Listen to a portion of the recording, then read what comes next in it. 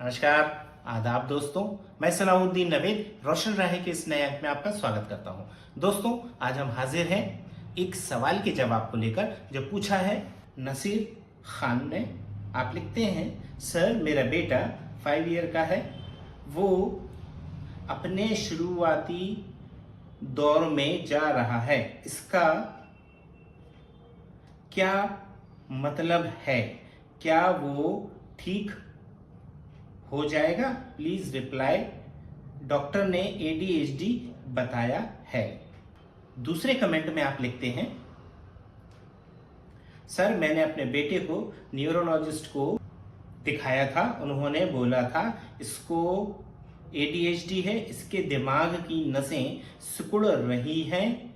क्या ऑटिज्म में दिमाग सिकुड़ता है सर? Please reply. दोस्तों, नासिर खान जी के सवाल का जवाब देने से पहले अगर आपने अभी तक हमारा चैनल सब्सक्राइब नहीं किया है तो कृपया सब्सक्राइब करें, लाइक करें, शेयर करें ताकि हम हर उस फैमिली तक पहुंच सकें जिसको हमारी जरूरत हो सकती है। पहले कमेंट में आप लिखते हैं, मेरा बेटा 5 इयर्स का है, वो अपने शुरुआती दौर में जा रहा है। शुरुआती दौर में जा रहा है से क्या मतलब है, ये बड़ा क्लियर नहीं है। शुरुआती दौर में जा रहा है तो क्या वो अपने बचपन की ओर जा रहा है, अपने कम उम्र वाली कौशलों की ओर, स्किल्स की ओर जा रहा है, या उसका व्यवहार ऐसा हो गया है जैसे छोटे बच्चों जैसा होता है, यानी 3 साल 2 साल के बच्चों जैसा होता है। अगर इसका मतलब ये है तो इसका सीधा सीधा मतलब ये है कि उसका डेवलपमेंट रुक चुका है, वो आगे नहीं बढ़ रहा है बल्कि पीछे जा रहा है। और इस कंडीशन में उसे ADHD हो, ADD हो, ASD हो, कुछ भी हो, प्रॉपर थेरेपीज की जरूरत है। और यहां पर बड़ा क्लियर है कि अगर हम प्रॉपर स्टेप लेंगे, प्रॉपर थेरेपीज करवाएंगे, होलिस्टिक डेवलपमेंट प्लान करेंगे, होलिस्टिक थेरेपीज प्लान करेंगे तो बच्चा ठीक हो सकता है। यहां पर दवाइयों का रोल नहीं है। दवाइयां सपोर्टिव हो सकती हैं, जैसे हम लोग अगर जिम जाते हैं, वर्जिश करते हैं, एक्सरसाइज करते हैं तो दूध, घी, बादाम हमको मदद करते हैं। अगर आप सप्लीमेंट्स लेते हैं, दवाइयां लेते हैं और थेरेपीज नहीं करते हैं तो कोई फायदा नहीं होगा। यहां बड़ा क्लियर है। क्योंकि बच्चे का जो डेवलपमेंट रुका हुआ है वो थेरेपीज की मदद से ही वापस ट्रैक पर आ सकता है। अब यहाँ पर थेरेपीज क्या करती हैं? बच्चे को सीखने में मदद करती हैं, उसके सीखने के स्किल को डेवलप करती हैं, उसके सीखने में जो मुश्किलें पैदा होती हैं, जो बैरियर होते हैं, जो बाधाएं होती हैं, उनको दूर करती हैं। जैसे सेंसरी इशू है, उसके सीखने में बैरियर है तो वो उनको ठीक कर देंगी। लैंग्वेज या स्पीच का इशू है तो स्पीच और लैंग्वेज में जो बैरियर है वो स्पीच थेरेपी दूर कर देगी।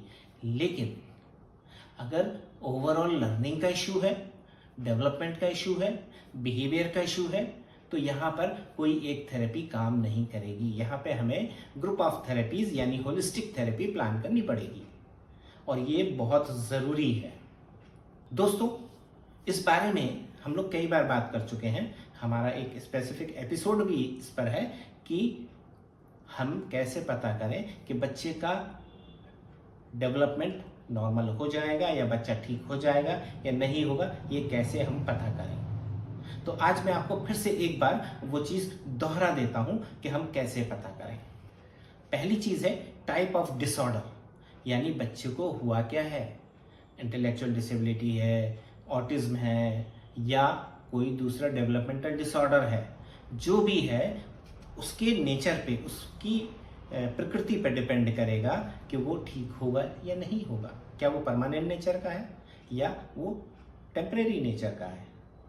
उसके नेचर पे डिपेंड करेगा कि वो बच्चा उससे रिकवर हो पाएगा या नहीं हो पाएगा। दूसरी चीज़ सीवियरिटी यानी गंभीरता, जो डिसऑर्डर उसे हुआ है उसकी सीवियरिटी क्या है, माइल्ड है, मॉडरेट है, बॉर्डरलाइन है, सीवियर है या प्रोफाउंड है। बॉर्डरलाइन है, माइल्ड है तो पूरे चांस है कि बच्चा ठीक हो सकता है। लेकिन अगर उससे नीचे है, मॉडरेट है, सीवियर है तो चांसेस कम होते जाते हैं। और ये कई चीज़ों पर डिपेंड करता है, अकेले इस पर डिपेंड नहीं करता है। तीसरी चीज, बच्चे की एज क्या है। अगर बच्चा 0 to 3 ईयर्स का है यानी 3 साल से छोटा है तो बहुत ज़्यादा चांसेस है। 3 से 5 साल का है तो थोड़ा कम चांसेस है। 5 से ऊपर है थोड़ा और कम चांसेस है।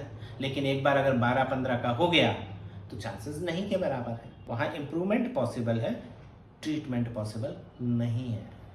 चौथी जो इम्पोर्टेंट चीज़ है वो ये है कि हम इंटरवेंशन जो प्लान किया है हमने बच्चे के डिसऑर्डर के लिए वो किस नेचर का है। यानी कि बच्चा बोल नहीं रहा है, इशू बहुत सारे हैं पर हमारी नज़र में बच्चा बोल नहीं रहा है तो हमने सिर्फ स्पीच थेरेपी प्लान कर दी है।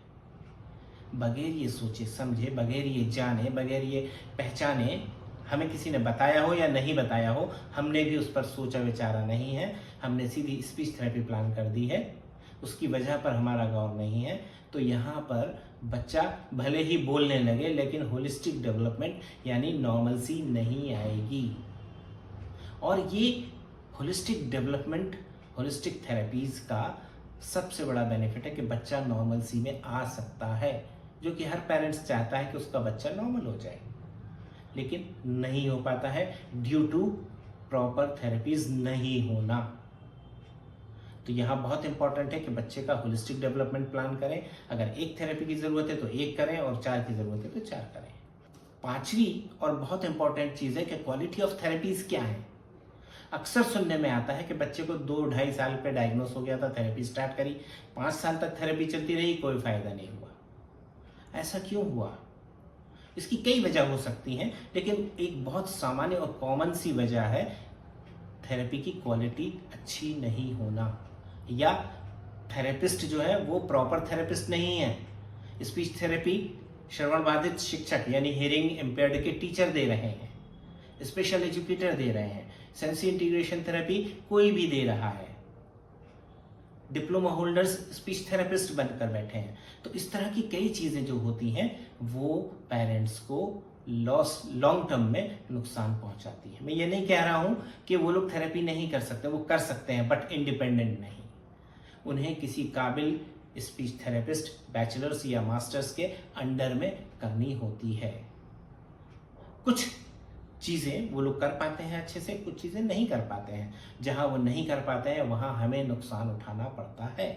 तो यहाँ पे बहुत इंपॉर्टेंट है कि हम प्रॉपर थेरेपीज प्लान करें, क्वालिटी पे नज़र रखें। अगर 1 महीने, 2 महीने, 3 महीने के अंदर रिजल्ट नहीं मिल रहे हैं तो हम उसका रिव्यू करें, या तो थेरेपिस्ट बदलें या थेरेपी सेंटर बदलें।